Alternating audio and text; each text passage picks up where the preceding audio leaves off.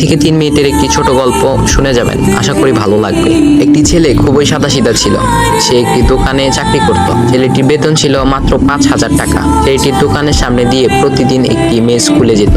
মেয়েটি প্রতিদিন বোরকা পরে যেত, কিন্তু প্রায়ই মুখটা খোলা থাকতো।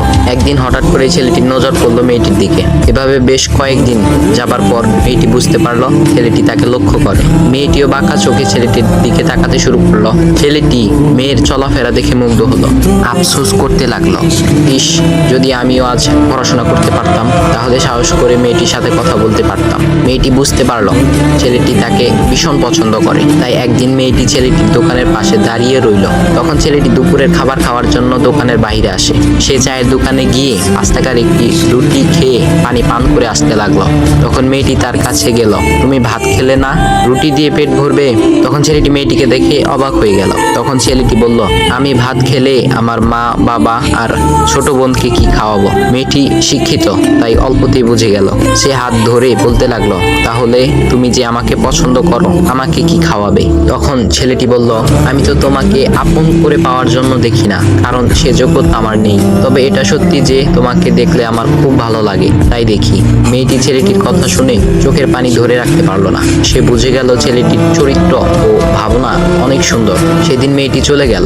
বাসায় গিয়ে রাত্রিবেলা মেয়েটি অসুস্থ হয়ে পড়ল। পরে তাকে ডাক্তারের কাছে নিয়ে আসা হলো।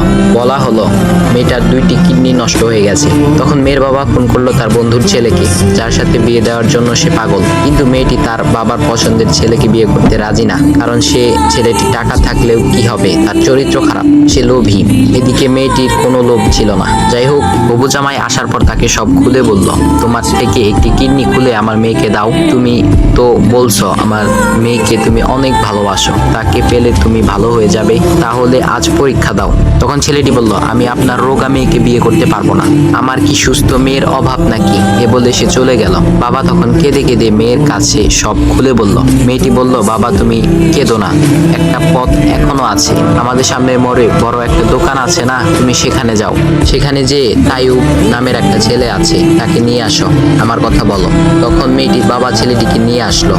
মেয়েটিকে দেখে ছেলেটির চোখ ভিজে পানি পড়তে লাগলো, কারণ মেয়ের বাবা তাকে সব খুলে বলেছে। তখন ছেলেটি মেয়েটিকে বলল, তুমি আমাকে একটা কিডনি দিবে? ছেলেটি বলল, কিডনি দেবার জন্যই আমি এসেছি। মেয়েটি তাকে বলল, তুমি কি চাও?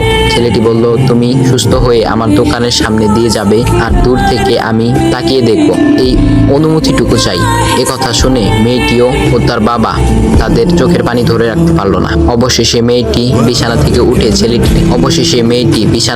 উঠে ছেলেটির 2 পা জড়িয়ে ধরে বলল, এই জীবনে তোমার থেকে আমাকে মৃত্যু ছাড়া আর কেউ আলাদা করতে পারবে না। তারপর মেয়েটি বলল, আমার কোনো কিডনি নষ্ট হয়নি, এসব ছিল আমার সাজানো নাটক। আমি যা ভেবেছিলাম তাই হয়েছে। তোমাকে দেখে বুঝেছিলাম তুমি আমার একমাত্র যোগ্য। এখন ভাই, তোমাদের এত সুন্দর একটা গল্প শোনালাম, কিপটামি না করে ভিডিওতে লাইক দাও আর একটা কমেন্ট করো।